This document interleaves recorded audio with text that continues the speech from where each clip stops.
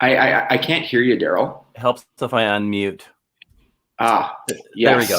yes. There we go. Hi. So, Alec from Coastal Drone, I'm going to let you take it away. I know you're busy and your time is short, so let's get into this. Okay. Drones and laws and what's coming for drones. Sure. Is there a specific place you want to start? I know I'm back to back today, so my apologies. But yes, is there a specific place you'd like to start, like with a specific question, and we can go from there? Let's start with everyone thinks, okay, you know, we buy a DJI Mini. We don't need to follow any laws, anything like that, without knowing that there are laws that you need to follow. So can you cover that? Yeah, flying the Mavic Mini is probably one of the most common questions we get as Coastal Drone. You know, where can I fly this thing? What are the rules around it? Do I need a license to fly it? You know, what's this whole 250-gram thing? Blah blah blah. So the short answer is no, you don't need a license to fly the Mini. Anything below 250 grams of weight does not require a license. It's not really regulated by Transport Canada. There's only one rule that applies. It's CAR 900.06, which basically says you're not to cause a hazard to people in the air or people on the ground with whatever it is that you're doing. You know, whether it's a tiny little mini whoop or it's a Mavic Mini, if it's under 250 grams, the government has deemed it not dangerous in that weight class. And so you just have to be responsible. So it doesn't mean you can do whatever you want. You know, if you were to take your Mini and go fly it in a manner that perhaps distracted a driver while driving and they crashed their car, well, pretty easily you would be in violation of 900.06. You've caused a hazard with your drone. Transport Canada can come after you for that. If you are flying it in a manner that's getting close to manned aircraft and something happens and it's deemed that, you know, you were flying in an unsafe way, they can apply that rule to you there. They can apply it if you're flying too close to a person and you hit them or something. They can absolutely apply that to you. So although you don't need a license, Transport Canada is still it still has this sort of overarching ability to influence what you do with it. Having said that, it's a great tool. So we have a bunch of them at Coastal Drone. Most professional pilots I know also have a few minis because sometimes it's nice to not have to jump through all the hoops of the regulations. So, you know, if you're a responsible pilot, if you know what's going on, you can use the Mini as a tool to get things done that perhaps would have been harder to do with a larger drone. You know, perhaps a client's like, hey, I need shots of this thing. And it's in controlled airspace and I need it today. Is this possible? And it's like, well, if you're okay with 12 megapixel photos and 4K video, yeah, I can use the Mavic Mini. And you know, there's limitations to that, but it's totally a tool that can be used in the right scenarios. And when it's used responsibly, I think it's great. So does that mean because you've got the Mini, you can drive while you're flying it? Does that mean you can go to parks? Does that mean because it falls under the 250?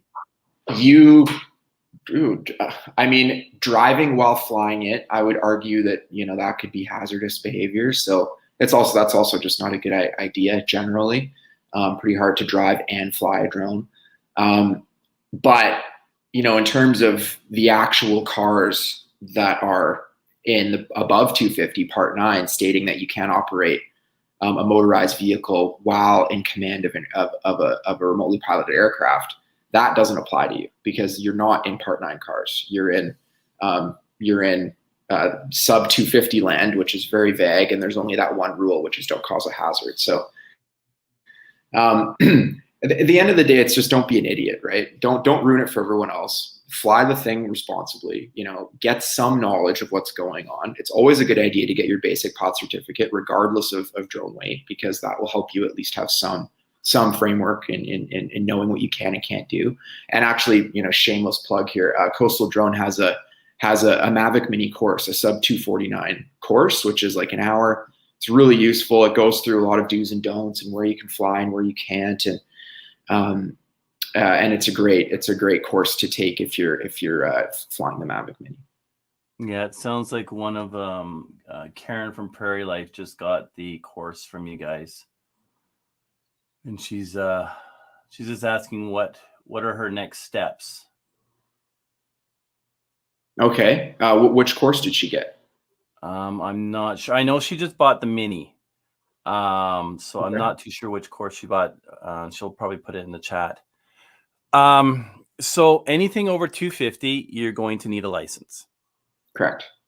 And I know you offer a ton of courses, starting with your basic course and stuff like that. Yeah. How long does the course take? So the basic course should take you about 2 hours. It's pretty straightforward. Kate, our VP of training and operations, has done a fantastic job organizing these courses. We've just done some updates to it too to make it a little bit more interactive. The basic should take about 2 hours, and after that, you should be fairly ready to go write that basic exam. The advanced is much more complicated, so you can expect to spend at least 20 hours getting ready for your advanced certification. Our package is a fantastic package. It's got everything you're going to need to prepare for and pass that both the written and the in-person advanced exams. But the advanced is much more complex. So it's about 10 times as hard and should take about 10 times as long. And that's really what it's designed to do. Because you're allowed, what was it, 90? Was it 90 minutes? Can't remember now for the test. For the basic. No. For the basic, 90 minutes, and you need 65%, I believe. And the advanced, you have it's either 60 or 50 minutes. I can't remember now. And it's 50 questions. And you need 85%. And pass. There's also hands-on too, like you have to do something. I can't remember. I was reading through your information on that. Because that was my thing, was take the basic course first and then go into the advanced. Yeah, so you actually don't need to do that. A lot of people think you need to do basic before advanced. You certainly don't. Our program is designed to take you from 0 to hero, regardless of which stream you choose. So if you want to go for advanced, you don't need to spend money on basic. You can just start with advanced. The program will walk you through everything in the ground school, covering all of the knowledge requirements from the TP 15263 document, plus more, of course. And then you pass your advanced written exam. Once you pass your advanced written exam, Transport Canada will issue you a basic pilot certificate.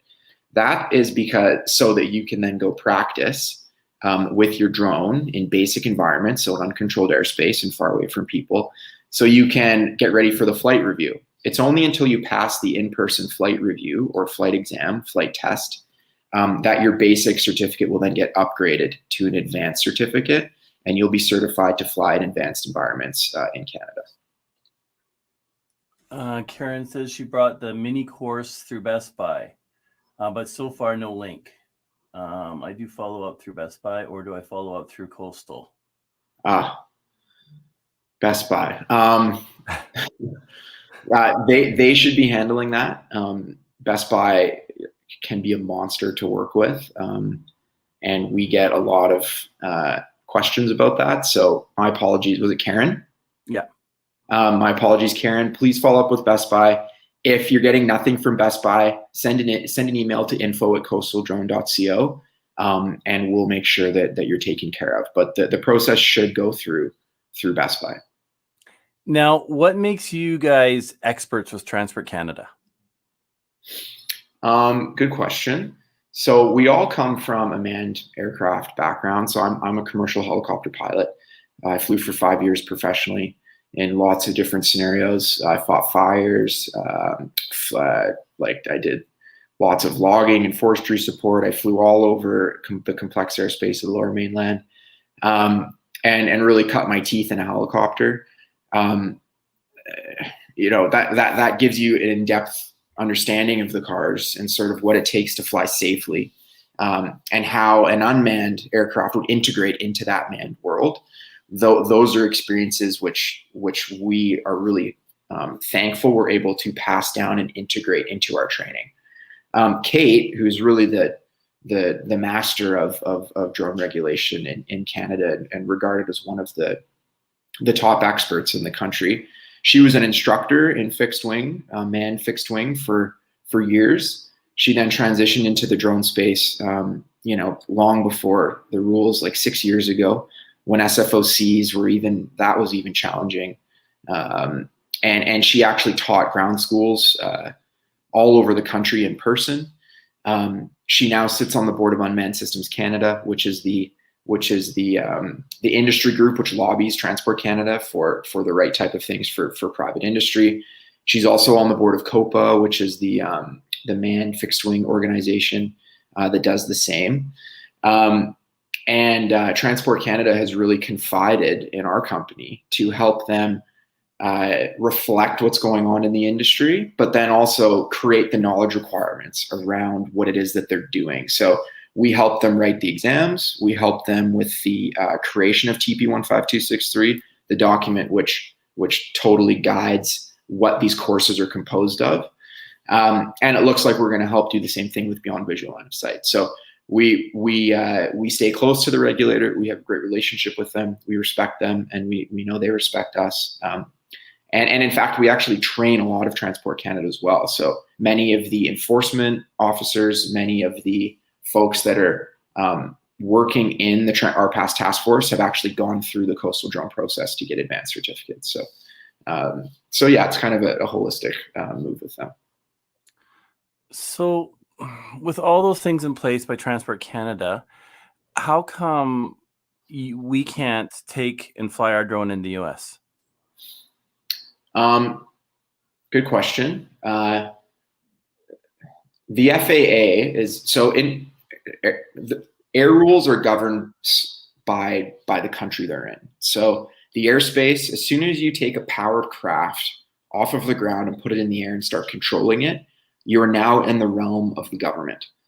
Transport Canada is a federal body that governs the airspace, and they provide safety measures and rules to keep the airspace functioning properly. When you go into the States, Transport Canada now passes you off to the FAA, the Federal Aviation Administration, and they now govern your flight movements. There's an international body called ICAO, which aligns governments in how they manage their airspace so that when you get on a WestJet flight in Vancouver, that aircraft can fly to Seattle and transition into the FAA, and basically the pilots will have a similar operating framework. The challenge with drones is we're not there yet. So the regulation is still really new. Countries have dealt with it differently. ICAO, that international aviation body, has not been able to come up with an international standard yet. So you cannot fly a drone from Canada into the US because, number one, you're now required to get a Part 107 FAA pilot's license. You don't have that. And number two, they actually have different structure on how they manage drones there. So in the States, if you're a recreational drone pilot, you don't need a license. You just have to register your drone. Where in Canada, it doesn't matter if you're recreational commercial, if your drone weighs over 250 grams, you need a license. So until the countries kind of get together and figure out what this international standard is going to be, international drone flying in the civilian world is going to be challenging. But it was my understanding, you can correct me if I'm wrong, that if you've got your American FAA pilot's license, you can fly in Canada and other countries. So if you have a Part 107 license or a license from the European Union, you can apply to fly in Canada. So what you need to do is first you need to take a compliant ground school for foreign pilots. Coastal Drone has one available. Once you've fully completed that course, which Transport Canada monitors that, then you can apply to Transport Canada for a special flight operations certificate, an SFOC. Only then you can fly in Canada if Transport Canada approves that SFOC. So you just can't, with a Part 107, come into Canada and fly. You need to take a ground school, which is Canadian focused, which is approved by Transport Canada, and then you have to apply for that special operating certificate, which they would then approve as well. So it's certainly not a simple process. It does take some time. Now, if you're under 250 grams, go nuts, have fun, just don't cause a hazard. exactly. So if I would advise right now, especially if you're in the States or in another country, not that you're coming here anyway because of COVID, but just fly the Mini, because it's gonna take way less hoops to jump through to do it. Like you can do it, just don't cause a hazard. You're still bound by 900.06. Don't cause a hazard in Canada. So just be responsible, be safe, use your common sense. Don't fly in circuit patterns. Don't fly too close to airports. Just be responsible. What about flying in provincial parks? Gray area. The Mini, you can do it. I think that, I don't know. We go back and forth with this. Provincial parks have said no drone flights, right? So yeah. I believe in, and I might get corrected here by your audience, but that does apply to the sub 249. So you just cannot fly a drone in a provincial park or a federal park, unless you get approval. Unless you get approval by the parks themselves. They have special authorization here. I'm not 100% sure if that applies to the sub 249 though. I'd have to there's so many gray areas that you sit there and kind of, okay, how do you interpret this? Yeah. Right. Totally. Yeah. So what do you see coming for changes for drones? So the basic and advanced framework is going to stay. I actually think countries around the world will adopt that framework. I think Canada's the most advanced country in the world in terms of drone regulation and framework. The system that we have in place here, I think, is really good so far. So I think that's going to continue in the VLOS realm. The beyond visual line of sight regulation will be coming shortly. We anticipate Transport Canada to announce their first draft of what they think low risk beyond visual line of sight operations will look like in Canada. Oh, there's my cat.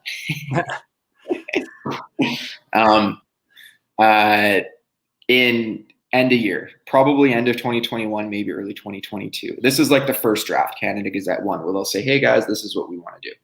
I hope by 2022, mid 2022, we'll actually have something in place where we can go start flying low risk beyond visual line of sight with the certification that we need to get to do that.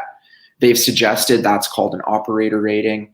And the companies that have pilots in that realm will need to get an operator certificate from them. They'll need chief pilots and maintenance programs and all of that stuff, very similar to the manned side. So not just anyone can go fly beyond visual line of sight. You'll need to jump through some hoops with Transport Canada to make sure that you're a responsible operator. But as soon as that happens, it's going to unleash the floodgates of all this pent-up demand of companies that are right now building beyond visual line of sight platforms, testing with Transport Canada, testing the market. It's going to really be what you envisioned when you thought of, drones, drone delivery, drones flying autonomously, doing their thing without pilots looking at them. It's really going to be the future. And I think it's going to be really hard to imagine. But if you think looking out at Vancouver or the city you're in, imagine, drones flying all over that city in patterns, taking pictures, doing their thing, whatever. I think that'll be a common occurrence. Interesting. So let's get into, because we don't have much time here left, 10 minutes. Let's get into Coastal Drone and what you guys offer as far as your courses and everything that you guys have. Yeah, so we are the largest company in Canada that provides training. We've trained over 10,000 pilots in Canada. We have our streams for basic and advanced. So it's mostly online. It's all at your own pace. The basic comes with 3 courses. You get a ground school, an exam prep course, and a course to help you create standard operating procedures. It's a great course. It's our most popular, of course. And then Our advanced package is very similar, but it includes the flight review as well. We have a network of over 40 examiners that work for us in every major center in Canada. So no matter where you are, we can get your flight review done for you. Those are our two sort of mainstay products in the certification space. Above that, we have our Pro Series, which we've partnered with some of Canada's top drone pilots in their fields to help teach things like photography and videography, industrial inspections. We're just launching a new course called Survey and Geomatics. We've partnered with Strategic Resources on the island for that course. Cortland Pank out of Osprey Integrity does our industrial inspections course. And our friend Emmett Sparling out here in Vancouver has done the photography and videography course. So kind of very similar to Masterclass. We sort of emulated that model. So we're really excited about that series, and it's going quite well.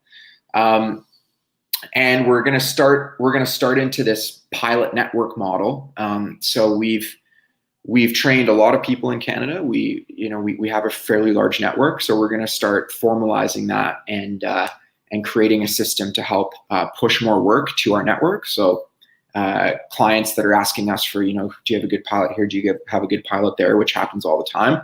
We're formalizing that process to be able to deliver aerial imagery at scale for clients and to help our network, our base, be able to take on more paid projects. So that's called the Remote Pilot Network, the RPN, and it's launching in the coming months. So stay tuned. It's really exciting.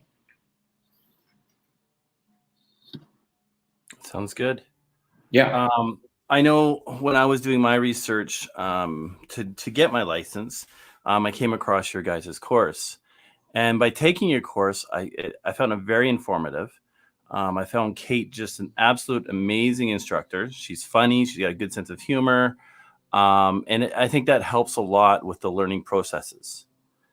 And the part that I got frustrated with was the exam prep. Because you start getting stuff wrong, you start getting frustrated at that point. So I got to the point, I'm just like, I'm just going to take the test, see what happens. And that's what I did. I got, I think 71% or something like that. But yeah, the course that you guys offer is amazing. If you're in Canada, I do recommend your guys' course for the fact that it's very easy to learn. And it's good to see that Karen's going to be taking the course because she just got her new DJI Mini. So, okay, great. Yeah, I mean, the exams and just kind of so your viewers can understand this concept of the exams. Transport Canada put in a lot of questions into those exams, which perhaps were not the best choice of question. I think they just grabbed a lot of questions from the manned aircraft world and threw them in there in a bit of a rush to make the exams full and more difficult. We contributed exam questions into that bank, but a fraction of what is actually in there. So it is fairly possible that you find questions on the real exam which you've never seen before, and actually the knowledge that you need to know for those questions have not been covered by some of the courses you may have taken. That's a frustrating point for everyone in the industry. We're working with Transport Canada to make that a better process. But what's happened is Transport Canada has basically taken questions that from their other exams in the manned aircraft world, threw them into the RPAS stuff, and are just testing it out. And they sort of like it because it makes the exam harder, so they're okay with that. But for the industry, it is a sticking point, and we're working with them to make the exams more aligned with what the knowledge requirements actually are. Yeah, because there were questions in there you're sitting there going, but this doesn't apply. Or there's questions that are just so close that you're sitting there going, ugh. It's like, okay, which is it? But I mean, it's having that knowledge as well, and is doing the study. And for somebody that's not like me that gets frustrated easy, the exam prep is very helpful for getting through it, because you understand more of how the exams go with the tests and stuff through the Transport Canada. Yeah, the exams are tough. There's no question about it, and that's good. We want drone pilots that have a level of knowledge that they have to get to. If you go through a training package like ours or like our competitors, whichever one, if you really pay attention and you actually go through the material, you will be positioned well to pass the exam. Most of our students pass on the first try. If not, it's the second or the third. But often when we have students that have didn't pass, I go through and I look at their how much of the course they completed, and usually it's not all of it, right? Usually they've taken maybe half of it, and then they go challenge the exam. And it's like, well, I hear you. It can be frustrating, but make sure you do everything that you can to prepare yourself correctly before you go write the exam, because they are challenging. So the coastal drone package is like you said, it's been really well designed by Kate Klassen. And if you do take the time, you go through the steps we recommend, you will have a pretty good shot of passing that exam. Yeah, no, I agree. So Karen's throwing out the question again so did I get this right? Americans can fly in Canada if they're under 250 grams, but Canadians should not fly in America, including under 250 grams. No, under 250 grams, you can also fly in America, as far as I know. I'm not an expert in the FAA regulation at all, but I believe it's the same thing. If it's under 250, the FAA does not regulate. I don't know if they have an overarching FAR, Federal Aviation Regulation, that governs the sub 250 there. I would imagine it's similar. And the reason they did that is because they did impact tests. So they did a bunch of tests with weight on manned aircraft. And they deemed anything that weighs under 250 to not pose a significant threat to the integrity of those manned aircraft. So they threw things at jet engines and helicopter blades, and they basically determined scientifically that anything under 250 is not going to pull an aircraft out of the sky. Myself, personally, having dodged drones in airspace while flying a helicopter, I'm more skeptical. If a Mavic Mini hit a tail rotor of a helicopter, it would definitely cause a huge problem, and possibly bring the aircraft down. So I think those rules will change. I think the Mavic Mini will become regulated at some point. Hopefully it doesn't take a very bad thing to happen for the regulators to do something. Sadly, in aviation, often that's the case. It takes, they say sort of the cars are written in blood. It takes some accidents to make changes. I hope that's not the case here. I really do. The whole reason for coastal drones' initial existence was to make the airspace safer and help drone pilots become more successful. That is our mission. It's what we hope to continue to do. And I hope the Mavic Mini will play a role in that as we move forward. We're at our time. I know you got other meetings, so I do really appreciate you coming up and chatting with us and giving us your inside knowledge. Yeah, Daryl, my pleasure. Thanks for having me on, and I look forward to doing more of these with you. I appreciate it. Thanks, Alec. Okay, take care. Bye. Alec's time was very limited today, so we only had half an hour.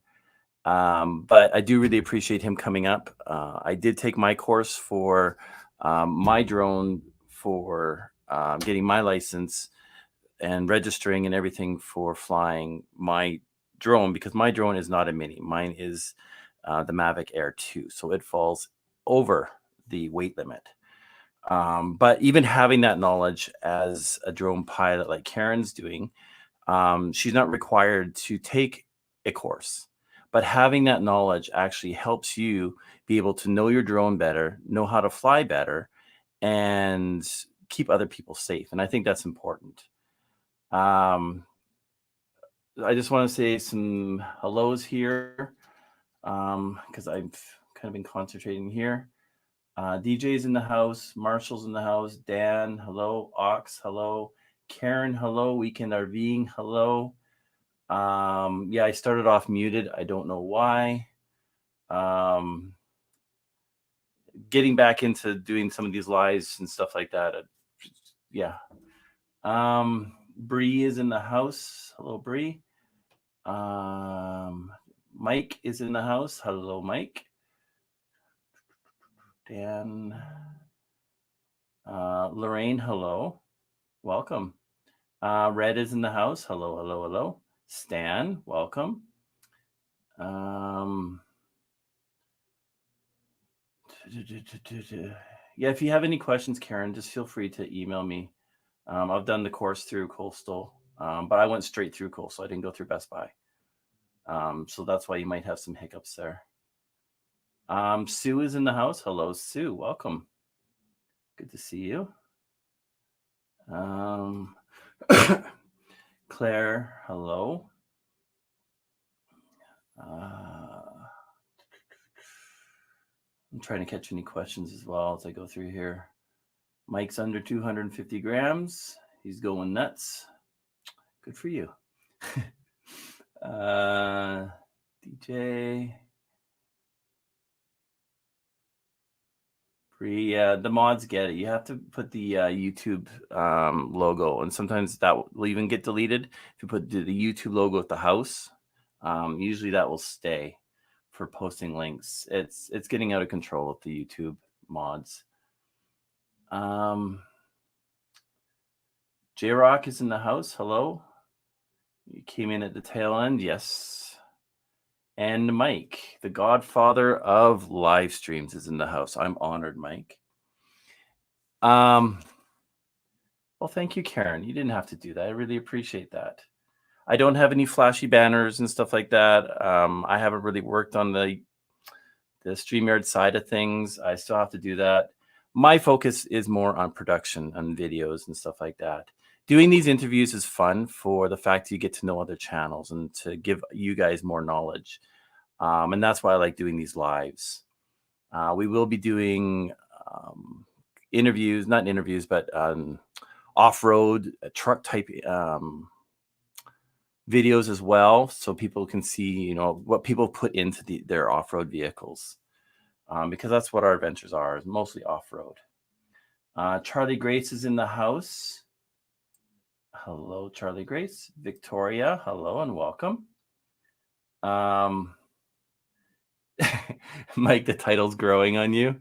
Well, you've got the longest stream, and now you're working on the second longest stream.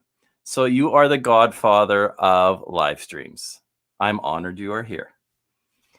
So yeah, when it comes down to drones, make sure you know what you're doing. Get out there, take a course, get your license, and do things properly.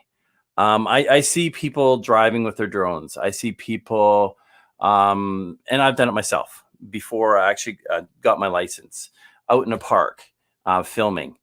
You can get permission from parks, but you have to talk to them and you have to explain what you're doing, et cetera, et cetera, et cetera. It's because they don't want to disturb the wildlife, and that's very important to them because of the noise and stuff like that.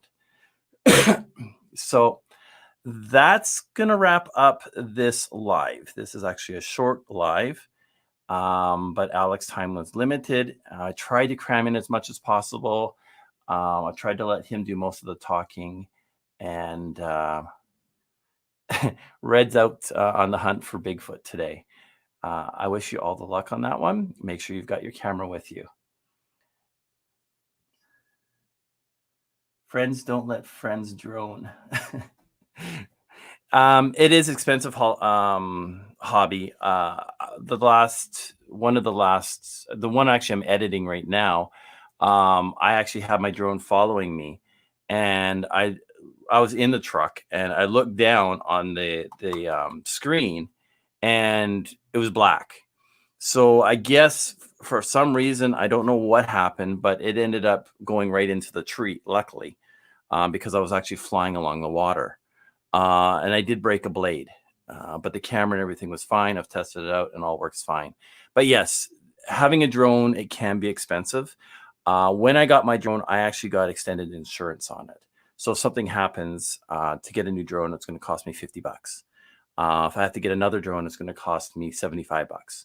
So I've got a 2 drone package that if something happens, I can still get another drone. And I think Karen kind of covered that in her thing too, getting the bundle and stuff like that. So But yes, that is it for today. I appreciate you all coming in. I know it's a bit earlier than normal as well, but I wanted to fit Alec in for the information that he had and the knowledge that he had from Coastal Drone, which I did drop that link. If you're interested in taking one of their courses, they are awesome. Kate is an awesome instructor. And Karen, you are going to enjoy it. You really are. So 16 people ahead of you in customer service line. So I want to wrap up saying thank you, everybody. Thank you for coming in. And until next time, see you guys later.